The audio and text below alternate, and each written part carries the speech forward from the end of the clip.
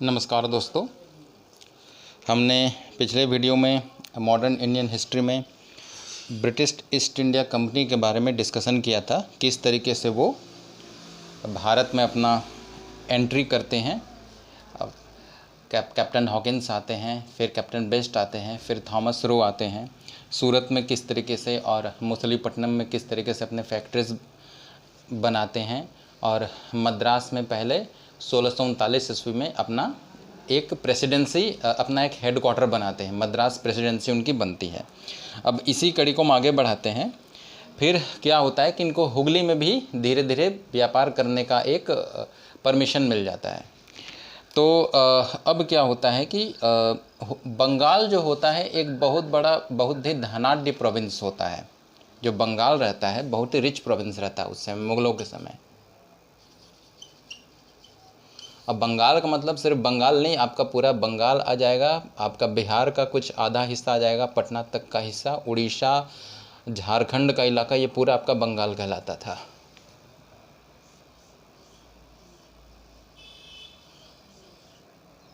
ये देखेंगे तो ये पूरा एरिया आपका एक तरफ से बंगाल ही कहलाता था। ये तो इसमें क्या होता है कि 1651 ईस्वी में शाह शुजा कौन है? ये बंगाल के गवर्नर हैं।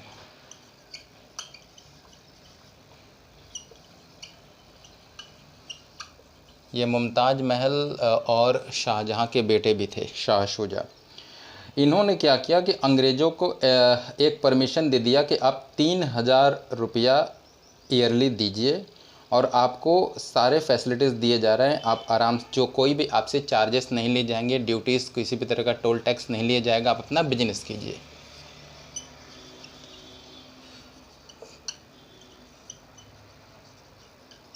इनको देना है and they can start their trade. ये अपना ट्रेड कर सकते हैं।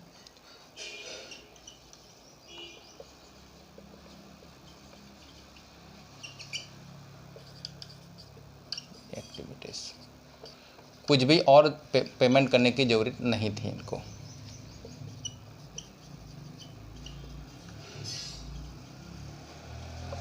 तो इस तरीके से अंग्रेज़ जो है शाह शुजा इनको परमिशन दे दिए, और अंग्रेज़ क्या किए उसके अकॉर्डिंग अपने धीरे धीरे 1651 ईस्वी में हुगली के पास अपना ये फैक्ट्री, जो छोटे छोटे जो कोठी है, बनाना स्टार्ट किए।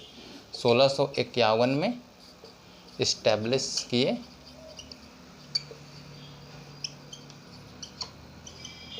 फैक्ट्री बनाना कहाँ का बनाए? कासिम बाज़ार, पटना और राजमहल। पहले हुगली में बनाए,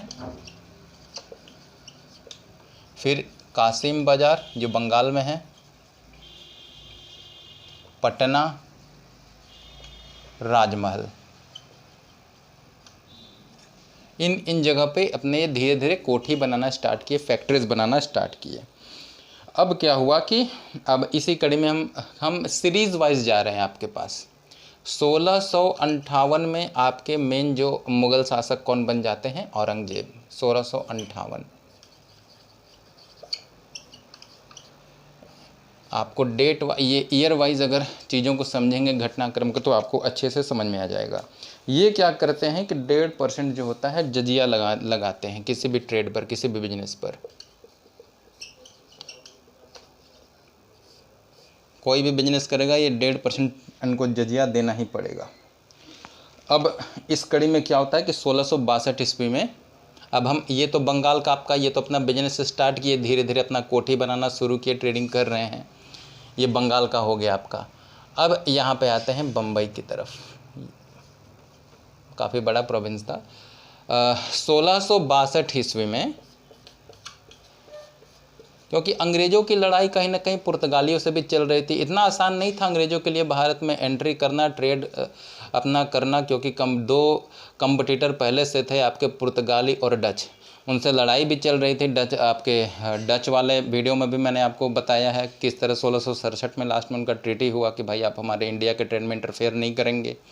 पुर्तगालियों से भी अच्छी खासी लड़ाई चल रही थी। कैप्टन हॉकिंस को मारने के लिए काफ़ी वो कोशिश किए। आपके कैप्टन बेस्ट के साथ सूरत पोर्ट पे जो लड़ाई हुई, तो बहुत सारी चीज़ें लड़ाइयाँ चल रही थी। तो इसी कड़ी में क्या होता है कि 1662 ईस्वी में जो पुर्तगाली जो राजा होते हैं वो अपनी बेटी कैथरीन, ये प्रिंसेस रहती हैं पुर्तगाल की, इनकी जो शादी है ये आपके ब्रिटेन के जो राजा हैं किंग चार्ल्स सेकंड, इनसे कर दी जाती है। कैथरीन की शादी आपकी किंग चार्ल्स सेकंड से 1662 ईस्वी में हो जाती है। और बदले में पुर्तगाली क्या करते हैं कि इनको किंग चार्ल्स सेकंड को इंडिया में बॉम्बे, बॉम्बैया इसको उस टाइम कहा जाता था, BHAIA, बॉम्बैया, ये 7 द्वीप को लेके बनाया गया है। तो जो बॉम्बे ये रहता है ये इनको दहेज में दे देते हैं। अंग्रेज़ों में भी दहेज चलता था, ये बात भी आप समझ लीजिए, अपने दिमाग में बैठा लीजिए। तो 1662 ईस्वी में इनको बम्बई जो है किंग चार्ल्स सेकंड को आपको दहेज में मिल जाता है। अब क्या होता है कि 1668 ईस्वी में जो चार्ल्स द्वितीय हैं किंग, ये क्या करते हैं कि जो कंपनी रहती है ईस्ट इंडिया कंपनी, उनको 10 पाउंड एनुअली 10 पाउंड पे दे देती है कि आप बम्बई में यहाँ पे अपना बिजनेस स्टार्ट, अपना कोठी फैक्ट्री बैठाइए। 10 पाउंड एनुअली दीजिए, आप अपना इस्टेब्लिश कीजिए कोठी।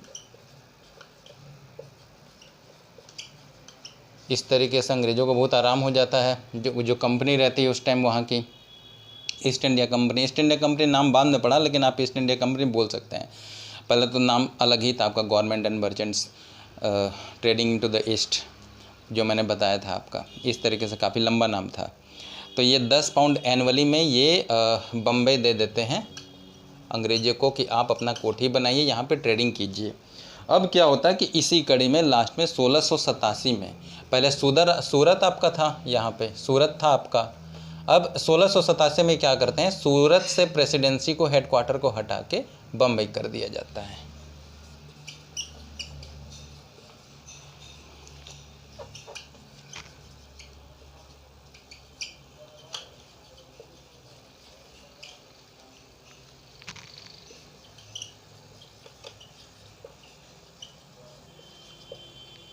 ठीक, रिप्लेसिंग सूरत आप लिख सकते हैं।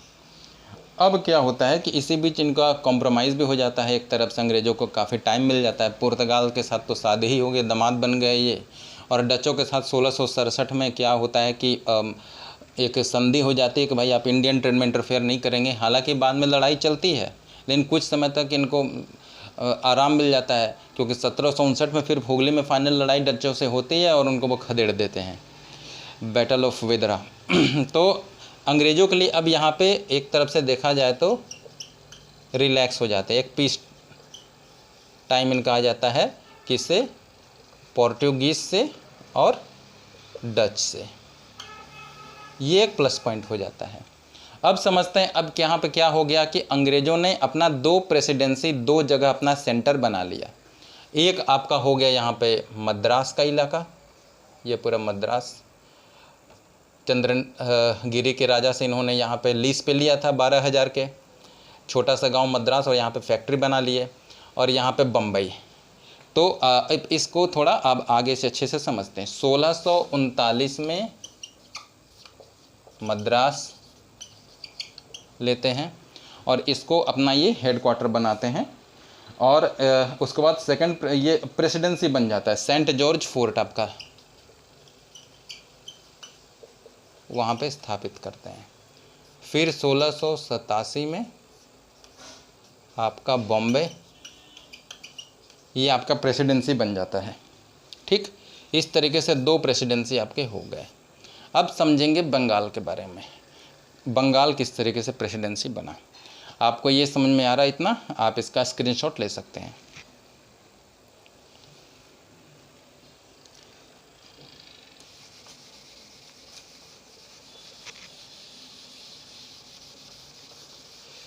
इस कड़ी में क्या होता है कि एक काम और होता है, 1600 जो परमिशन आपके शाह शुजा दिए रहते हैं अंग्रेज़ों को 3000 रुपया एनुअली लेके, सारे ड्यूटीज़ उनसे कोई भी चार्जेस नहीं लिए जाएंगे, ये उनको एक परमिशन रहता है कुछ भी ट्रेड एक्टिविटीज़ करेंगे तो। लेकिन वहाँ पे जो लोकल वहाँ के जो ऑफिसर्स रहते हैं, मुग़ल ऑफिसर्स, वो क्या करते हैं कि हमेशा उनको रोकते हैं, रोक के उनसे वसूली करते हैं, टैक्सेस वगैरह बेवजह कर लेते हैं। तो ये एक जो भी सहूलियत मिली रहती है, उसके सहूलियत के अलावा वहाँ के जो लोकल ऑफिसर्स होते हैं वो चेक पोस्ट से उनसे रोक के अपना जो भी एक तरफ से रिश्वत वगैरह लेते रहते हैं, उनको काफ़ी डिस्टर्ब करते हैं अंग्रेज़ों को। और ये इस कदर तक बढ़ जाती है कि इसको एक पूरा एकदम ग्रीवेंस का एक शक्ल ले लेता है। तो वहाँ के जो एजेंट रहते हैं उस टाइम आपके विलियम हेजेस,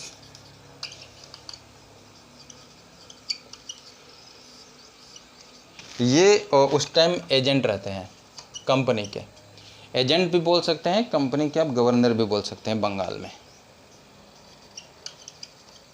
ये कंपनी के,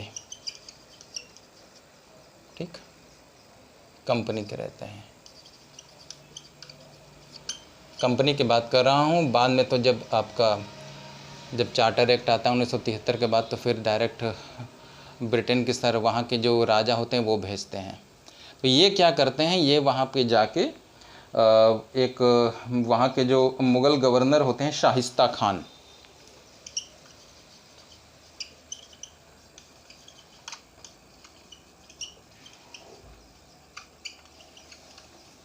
उनसे ये बात करते हैं कि भाई ये घटनाएं, ये काफ़ी हमें परेशानी हो रही है, हमें तो फरमान मिला है फिर भी हमसे वसूली किया जा रहा है, आप इसका सॉर्ट आउट कीजिए।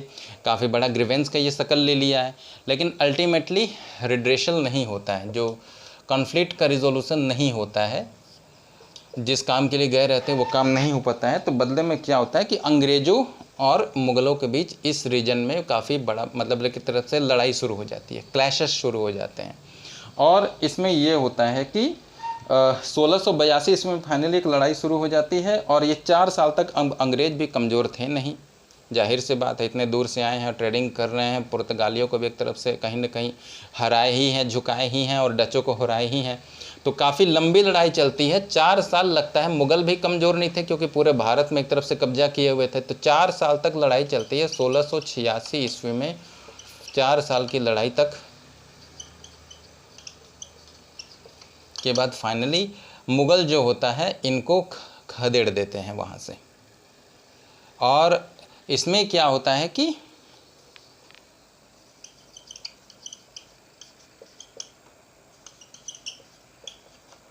इनको खदेड़ देते हैं, हरा देते हैं। और फाइनली क्या होता है कि हुगली पे ये क्या करते हैं, मुग़ल जो है कब्जा कर लेते हैं।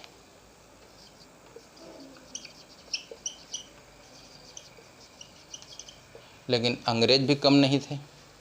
अंग्रेज़ क्या करते हैं कि बंगाल में और भी जो आपके आसपास के जो छोटे छोटे जहाँ पे अपना फैक्ट्री बैठाए रहते हैं, वहाँ पे ये कब्जा करते हैं। जैसे कि आपका आज का अभी का इस समय का बहुत फेमस शहर है आपका कलकत्ता के पास गार्डन रिच,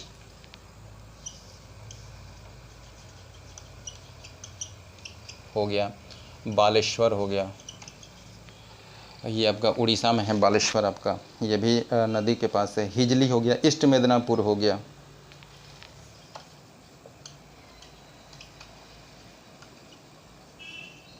इन सब जगहों पे अंग्रेज़ जो अपना कब्जा अपना एक तरफ से स्थापित कर लेते हैं। तो इस कड़ी में और क्या होता है कि फाइनली मुग़लों की काफ़ी लड़ाई होती है और औरंगज़ेब बहुत तिलमिलाए रहते हैं, बोलते हैं कि इनको एकदम यहाँ से बाहर फेंक दो। तो 1686 ईस्वी में काफ़ी लड़ाई बहुत तेज़ चलती है, क्लैशेस बहुत इस लेवल तक बढ़ जाता है कि मुग़ल जो है जितने सेंटर होते हैं सब पे कब्जा कर लेते हैं और गंगा के सबसे लास्ट छोर पे ले आके आपका फुल्टा आइलैंड है, फुल्टा द्वीप के पास इनको खदेड़ देते हैं। ये फुल्टा द्वीप पे आके लास्ट में वहाँ पे शरण लेते हैं। एक तरफ से।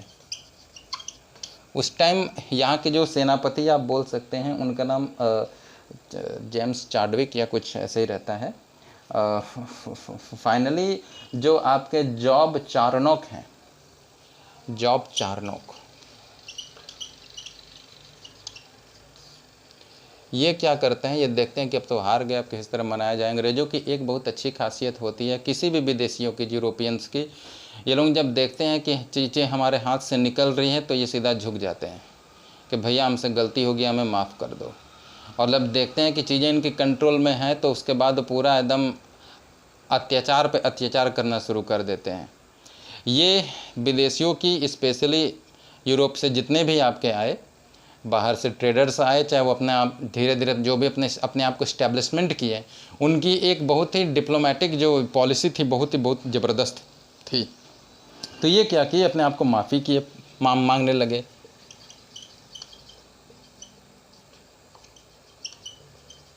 कि उनसे गलती हो गया, आप माफ़ कर दिया जाए। तो फाइनली क्या होता है कि 1690 ईस्वी में इनको फिर से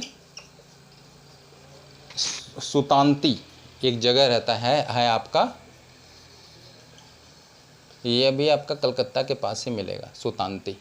यहाँ पे इनको परमिशन दे दिया जाता है कि फिर से आप 3000 रुपया दीजिए पर ईयर, और अपना एज़ यूजुअल पहले जो था, पहले की तरह अपना काम आप करिए सुतांती में।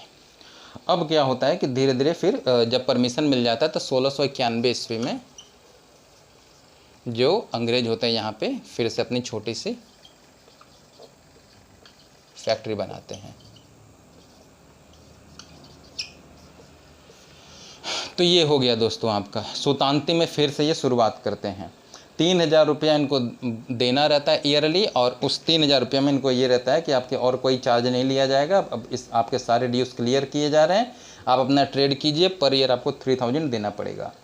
अब क्या होता है कि इसी कड़ी में 1698 ईस्वी में 1698 ईस्वी में इनको जमींदारी मिल जाती है 3 गांव की। एक तो सुतांती हो गया, दूसरा आपका एक गांव है कालीकाता, कालीकाता हो गया, तीसरा आपका गोविंदपुर। इन 3 गांव की इनको जमींदारी मिल जाती है, 1200 रुपया ईयरली आप दीजिए, जमींदारी मिल जाती है।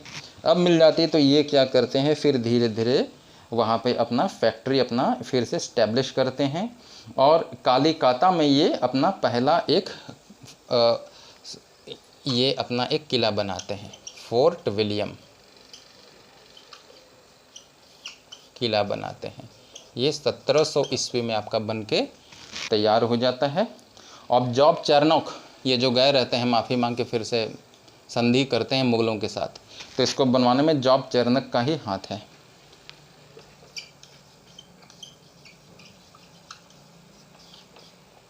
इस तरीके से फिर धीरे धीरे आपका जो फोर्ट विलियम जब बन के तैयार हो जाता है 1700 ईस्वी में, तो कालीकाता जो हो जाता है आपका ईस्टर्न प्रेसिडेंसी का, एक तरफ से अंग्रेज़ों का मेन हेडक्वार्टर ईस्टर्न प्रेसिडेंसी का बन जाता है।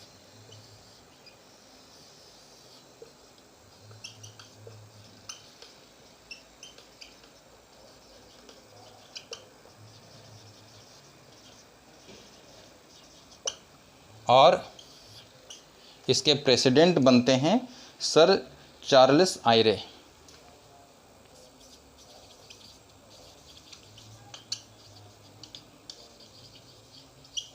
चार्ल्स आयरे। इस तरीके से आज की वीडियो में हम 2 चीज़ को समझे, 3 चीज़ को, कि ये क्या करते हैं मद्रास में, ये आपका बम्बई हो गया, ये आप 1687, और ये आपका मद्रास 1639, और ये 1700 ईस्वी में आपका बंगाल। 3 जगह अपना ये प्रेसिडेंसी बना के बंगाल प्रेसिडेंसी, मद्रास प्रेसिडेंसी और बम्बई प्रेसिडेंसी, 3 मेन प्रेसिडेंसी अपना बना लेते हैं। और बहुत ही स्ट्रेटजी के साथ ये धीरे धीरे अपनी कॉलोनीज़ बनाने स्टार्ट करते हैं। अब कैसे क्या करते हैं ये हम आने वाले वीडियोस में आपको बताएंगे। तो आज के लिए इतना ही रखते हैं। दोस्तों, आपको ये वीडियो कैसा लगा हमें ज़रूर बताइएगा, और बाकी आपका इंतज़ार रहेगा आपके सजेशंस का। हमारे वीडियोस को आप लाइक कीजिए और सब्सक्राइब कीजिए।